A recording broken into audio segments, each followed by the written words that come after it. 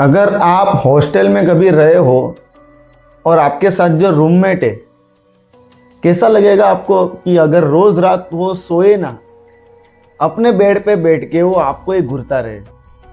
अगर ऐसा कुछ आपके साथ हो तो कैसा लगेगा आपको?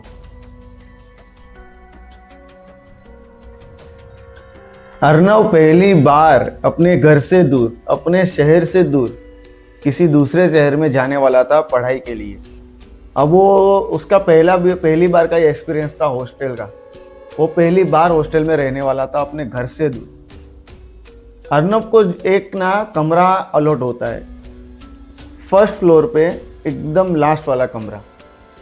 उस कमरे में 2 बेड थे, एक अलमारी थी और एक खिड़की थी जो आधी टूटी हुई थी। कमरा एकदम अच्छा था, लेकिन 2 बेड देखकर उसे समझ आ गया था कि मेरे साथ और एक लड़का रहने वाला है। अब उसके जो स्कूल के जो दिन थे काफ़ी अच्छे जा रहे थे, सब कुछ सही था। लेकिन इन दिनों उसने एक चीज़ नोटिस की कि उसके साथ जो रहता है ना लड़का, उसका नाम था निखिल।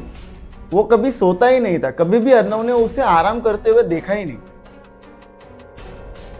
ना रात को ना दिन में, कभी भी नहीं।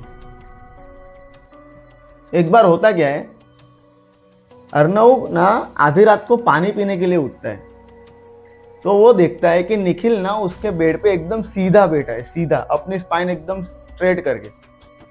और ना वो उसकी नजर ना बिना पल के झपकाए सिर्फ अर्नव को देख रही है।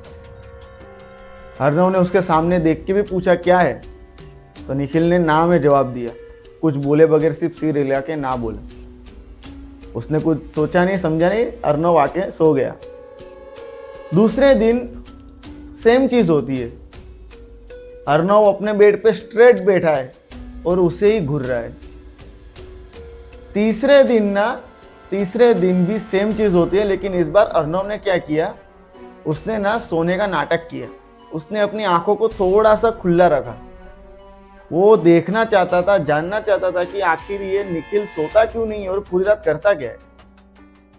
कुछ थोड़े ही मिनटों के बाद अर्नव अपने बेड से धीरे से नीचे उतरता है, अर्नव के पास आता है। उतने में अर्नव उठ जाता है और बोलता है कि ये क्या कर रहा है तू, तुझे सोना नहीं है क्या? तो निखिल जवाब देता है बहुत ही अजीब तरीके से कि नहीं, मैं कभी सोता नहीं, तू सो जा। अर्नव ये जवाब सुन के थोड़ा कंफ्यूज हो जाता है। उस दिन तो वो सो गया। दूसरे दिन उसने हॉस्टल के जो वार्डन होते हैं उससे पूछा कि मेरे कमरे में एक लड़का रहता है, वो कब से यहाँ पे रहता है? तो वार्डन ने पूछा कौन सा कमरा है बेटा तुम्हारा? तो अर्नव ने जवाब दिया कि फर्स्ट फ्लोर पे जो आखिरी वाला कमरा है वो वाला। तो वार्डन बोलते हैं कि वो कमरा तुम्हें किसने अलॉट किया? वो तो हमेशा बंद रहता है, किसी को देना नहीं है। अर्नव कहता है मुझे कुछ पता नहीं, मुझे इतना पता चला है कि जो हॉस्टल का जो ऑफिस है वहां से मुझे वो कमरा अलॉट किया गया है। वार्डन ने कहा कि बेटा कल के कल वो कमरा चेंज करो। अर्नव पूछता है क्यों? तब वार्डन बोलते हैं कि बहुत टाइम पहले वहां पर एक लड़का रहता था, बहुत अजीब किस्म का था।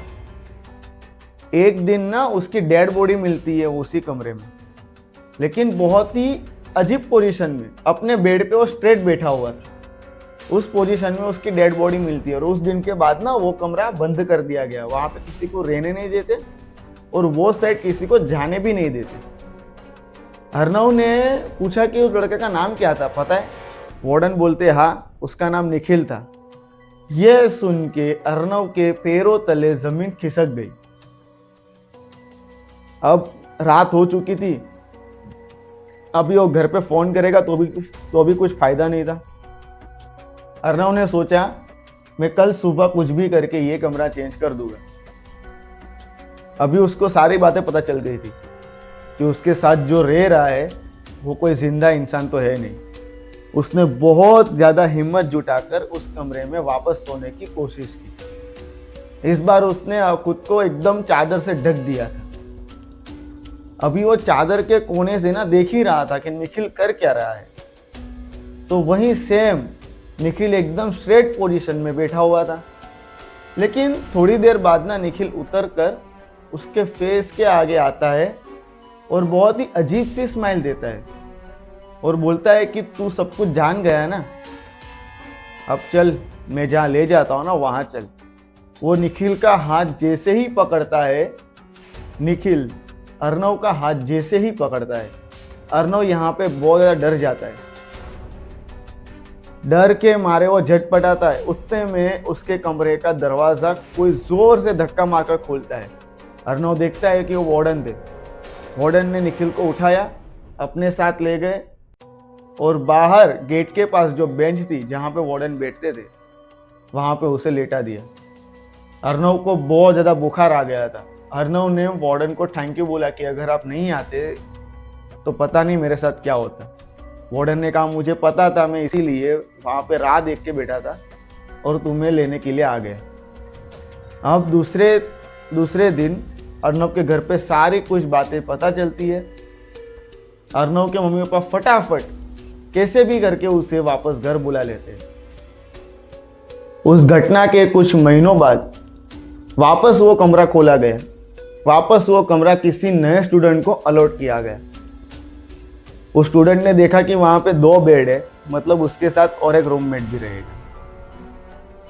उसी रात को उसके साथ वो जो नया स्टूडेंट था उसके साथ वापस वहीं सारी चीज़ें होती है। लेकिन इस बार बेड पे निखिल नहीं, अर्णव बैठा था।